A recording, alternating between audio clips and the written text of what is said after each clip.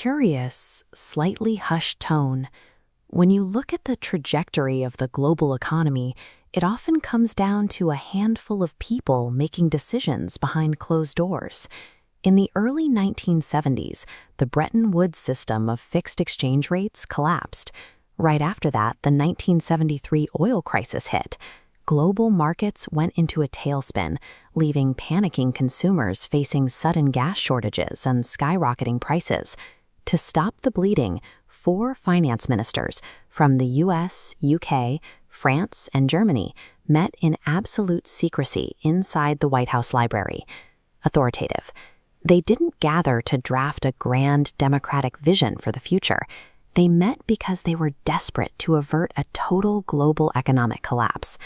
By 1975, those secret finance meetings moved out into the open and up to the highest level of government. French President Valéry Giscard d'Estaing invited the leaders of 5 other major industrial nations to a chateau in Rambouillet for an informal fireside chat. A year later, they invited Canada to join the table. The Group of 7, the G7, was officially born. Their strategy relied entirely on exclusivity. By bypassing large, slow-moving international institutions like the UN, these 7 nations could coordinate their economic policies rapidly and act as a unified bloc.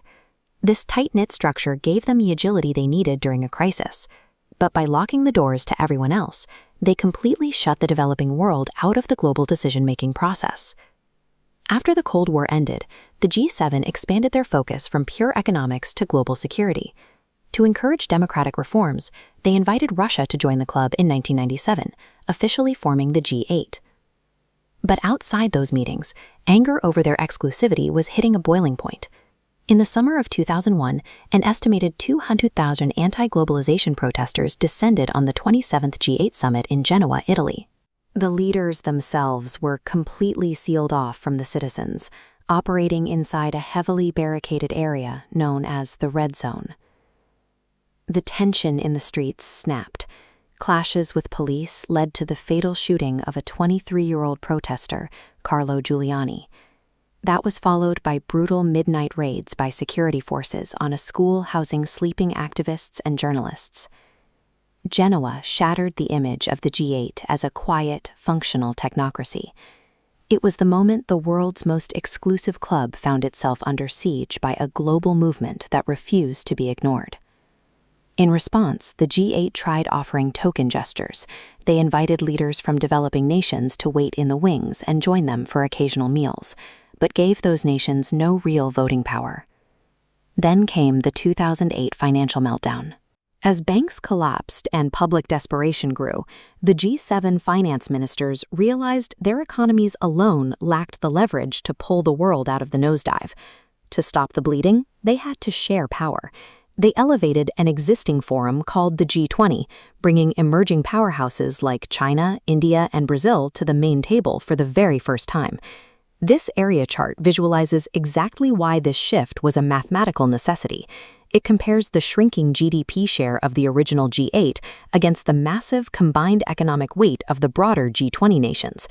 The 2008 crisis ended the G8's era of unilateral control. They didn't expand out of generosity. They expanded because they had to survive. By 2014, the post-Cold War illusion of unity fractured completely when Russia illegally annexed Crimea. The remaining leaders retaliated immediately. They indefinitely suspended Russia, flew to Brussels, and explicitly rebranded themselves back to the original G7. The exclusion of Russia solidified the group as an alliance defined by shared democratic values and a commitment to international law. Today, we operate in a dual system. The G7 acts as a unified democratic voting bloc, while the much larger G20 serves as the broader steering committee for the global economy.